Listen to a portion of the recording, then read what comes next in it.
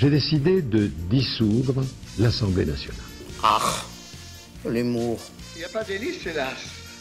C'est là qu'est l'os. En fait, on était à Sciences Po ensemble, en fait. Je vous ai compris. Vous êtes croisés à On était en même temps. Il y a beaucoup de monde, hein, quand même. Vous êtes des enfants de bourgeois. Je vous demande de vous arrêter. Un petit mot pour Sciences Polémiques. Ah, c'est une des choses que je préfère. Bonjour et bienvenue dans Sciences Polémiques reçoit, l'émission d'interview à la sauce Sciences Polémiques qui vous permettra d'en savoir plus sur les membres de l'administration de Sciences Po qui seront nos invités cette année. Mais d'abord une question. Pourquoi Sciences Polémiques fait-elle une émission de radio ? J'entends déjà dire qu'une fois de plus, c'est l'occasion pour des étudiants en mal d'ego et de reconnaissance de profiter d'une tribune supplémentaire pour tenir des propos vulgaires et pas franchement drôles. Eh bien nous répondons oui. Mais aujourd'hui, nous nous retiendrons car l'heure est grave. Aujourd'hui, nous recevons un homme perdu. Sciences Polémiques recueille un professeur en pleurs. Ça lui arrive chaque année depuis longtemps, chaque fois à la même période. Et oui, cette fois encore, Étienne Wasmer n'a pas eu le prix Nobel. Oui, nous recevons le professeur de microéconomie et chercheur à Sciences Po, Étienne Wasmer. Bonjour. Bonjour. Vous n'êtes pas trop déçu pour le prix Nobel ?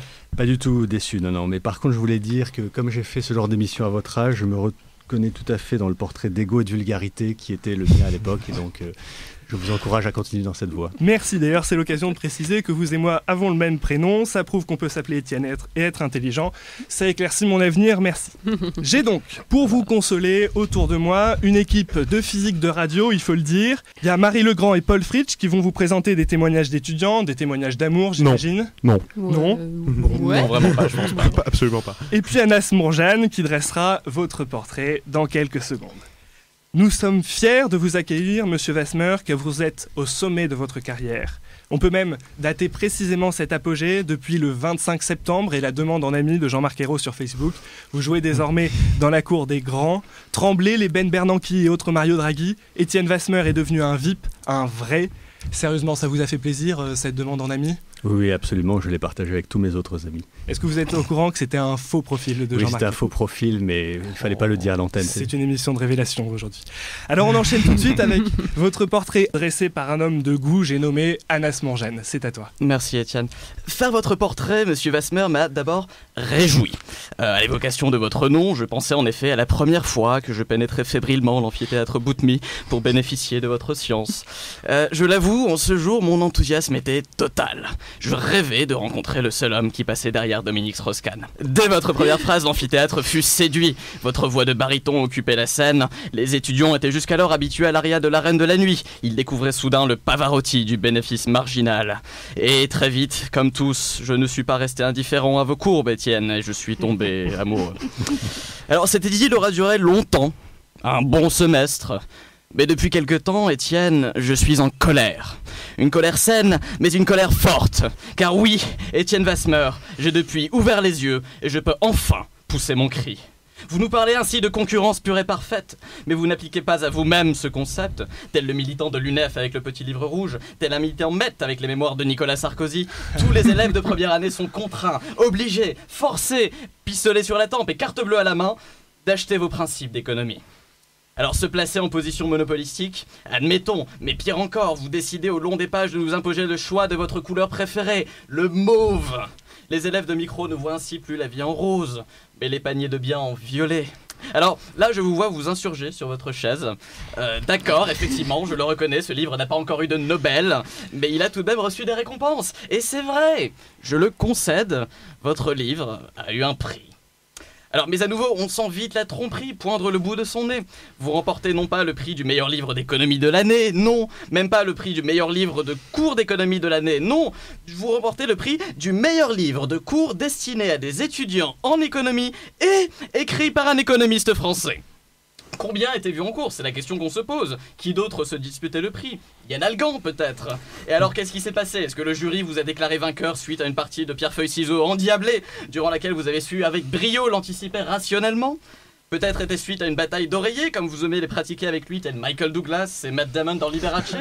À moins que vous n'ayez trouvé les mots justes pour qu'il se retire de la course en lui susurrant à l'oreille « Sois mon IS, je serai ton élève, que sais-je ?» Alors, je vois votre sourcil froncé. Je vois la menace se faire plus pressante. Et dans quelques secondes, vous nous direz, micro sur le menton, jeune homme, rappelez-vous que j'ai de l'entre-gens, vous pourriez avoir des problèmes.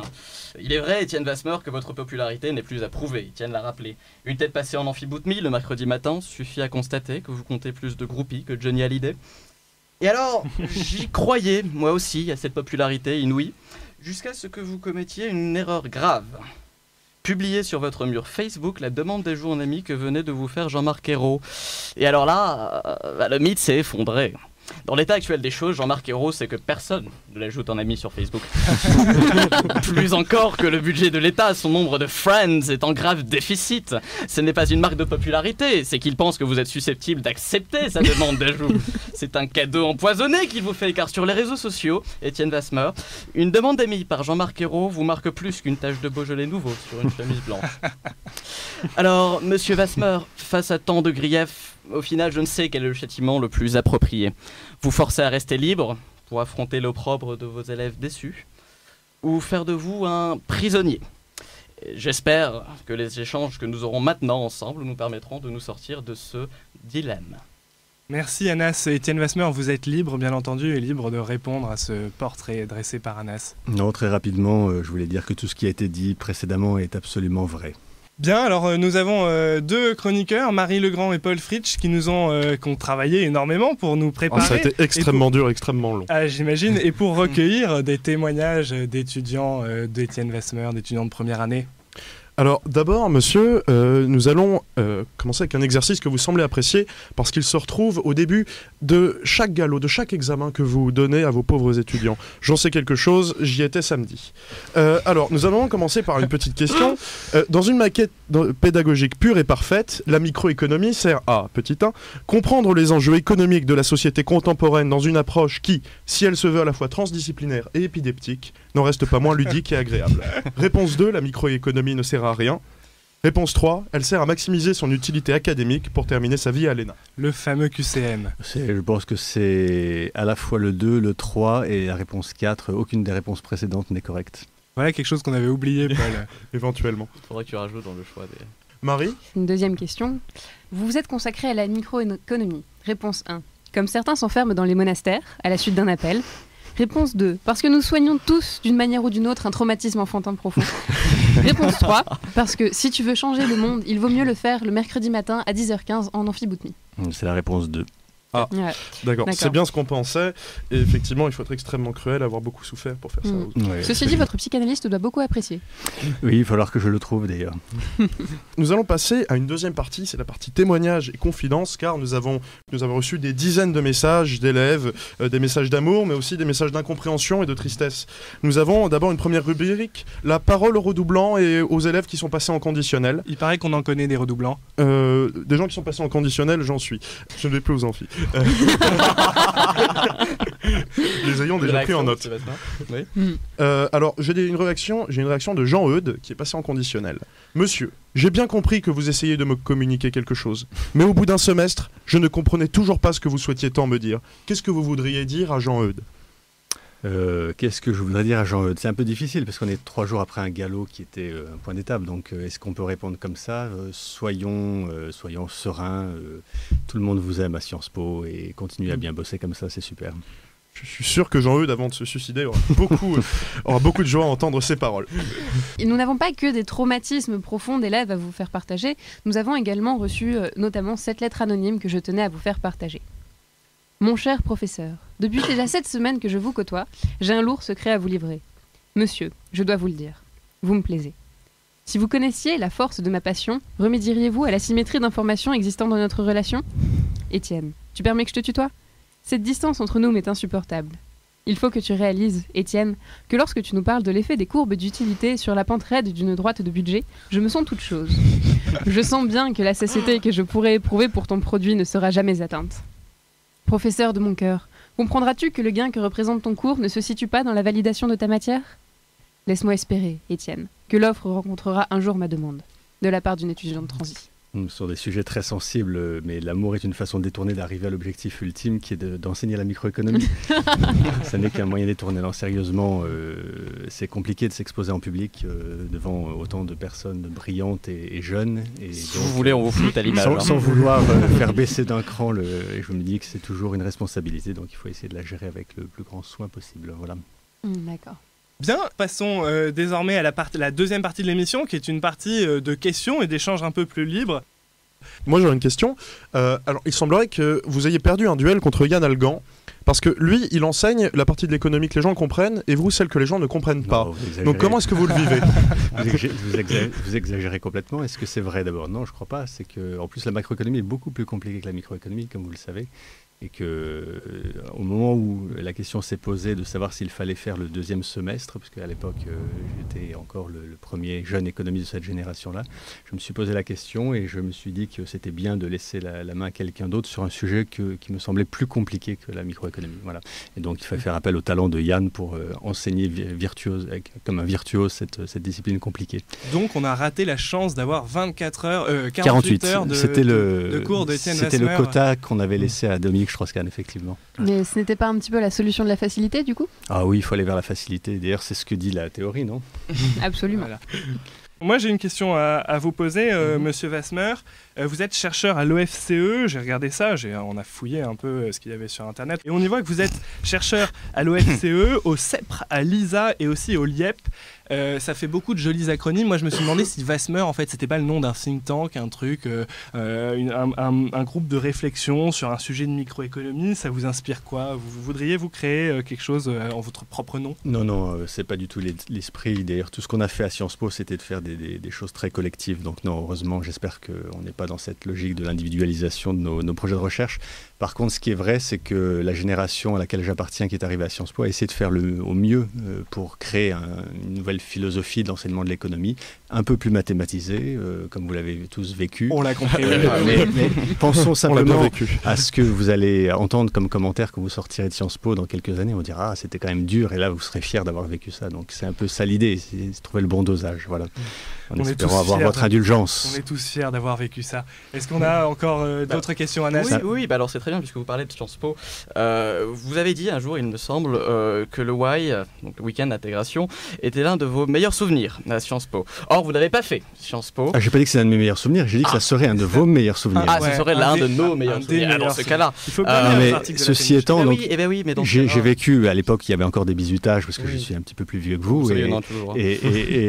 Ça dépend pour qui, Anas. Les nôtres étaient assez violents, je dois dire, et donc en classe prépa et ensuite à l'arrivée dans les écoles.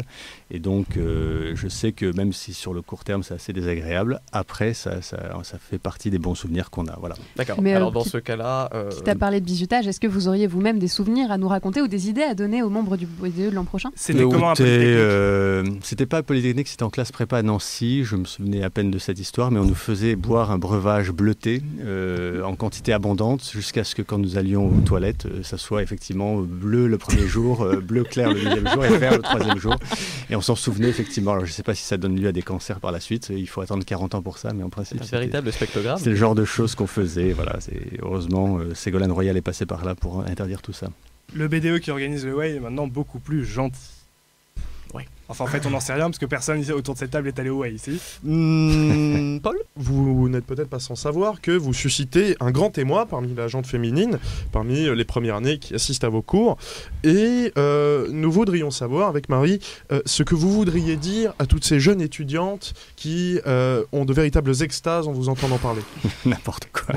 Ah si, c'est vrai. Vous êtes véritablement surpris. Non, écoutez, je suis très ému et en même temps consterné de voir ça. Sachant que ce n'est pas du tout voulu. C'est peut-être le fait de succéder à Dominique Strauss-Kahn. Ça doit être ça, fait partie de la légende à ce moment-là. Mais non, rassurez-vous, c'est quelque chose qui, à nouveau, je le redis, hein, c'est très sincère, c'est quelque chose qui est assez dangereux, je trouve, et donc je vais essayer d'être absolument odieux la prochaine fois pour compenser. Justement, si mes souvenirs sont bons, votre cours est retransmis dans les campus délocalisés, ça veut dire que vous êtes une énorme star, vous avez des centaines de personnes qui vous regardent, beaucoup plus que, disons, l'émission de Sophia Aram sur France 2, ça vous fait une audience énorme. Ça vous fait une audience énorme pour un cours de microéconomie. Qu'est-ce que vous en savez? Peut-être qu'en province, ils sont tous sur Facebook, puisque vous les voyez pas.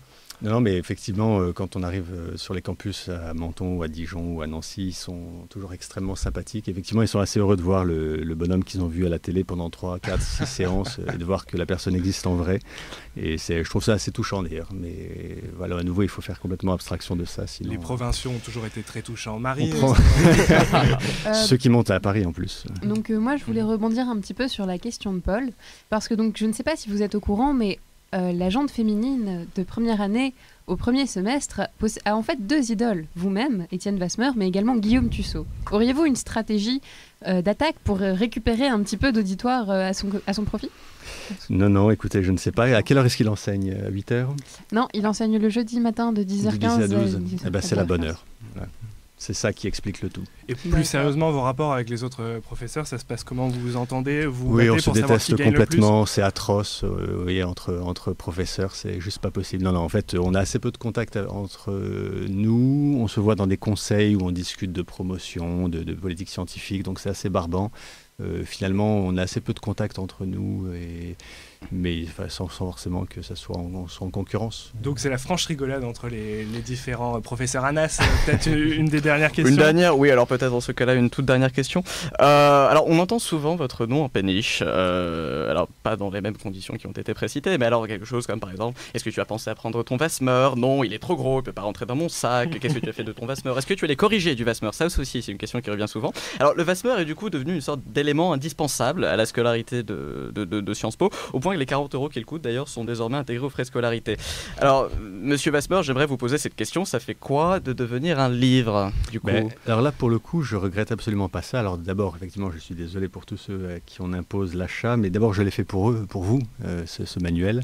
On vous en remerciera jamais assez. Les 2 premières années, on n'en avait pas et c'était beaucoup plus difficile. En plus, il n'y avait pas d'e-cours à l'époque, donc pour retranscrire ce qu'on avait dit, mais on était obligés de venir en fait. Vous étiez, vous l'êtes toujours d'ailleurs. Comment faisaient nos prédécesseurs ? C'est pas toujours mieux avant. Mais par contre, ce qui est, je trouve, émouvant, et c'est pour ça que Sciences Po a soutenu le projet au départ, c'était de se dire que ce bouquin servirait dans d'autres endroits qu'à Sciences Po. Et de fait, là, j'étais à Nancy. Il paraît qu'à la fac de première année, il y a 400 étudiants qui bossent là-dessus, à Lyon, à Bordeaux, à Marseille, etc., à Genève aussi. Et donc, on se dit, tiens, pour Sciences Po, c'est pas si mal que ça de voir qu'il y a des cours d'économie qui servent à d'autres personnes. Donc pour ça, je suis très fier. Ensuite, les 41 €, bon, vous les achetez, vous les revendez, certes un peu moins cher, mais à noter, donc ça a d'autant plus de prix. Je refuse jamais une dédicace pour faire monter le prix, si tant est que ça le fasse monter. Peut-être que ça le fait. Évidemment. Ce que me disent les gens qui viennent dédicacer, me disent que ça fait monter le prix, alors tant mieux. Et puis il y a les bibliothèques qui servent à emprunter et à rendre ensuite dans un état, j'espère, intact. Oui. Voilà, donc tout ça pour dire que je suis prêt à rembourser ceux qui ne sont pas satisfaits. Dans un état intact, au point qu'on se demande s'il y en a qui ont touché au bouquin une fois. Est-ce que, pour finir, Étienne Vasmer, c'est quand même votre émission.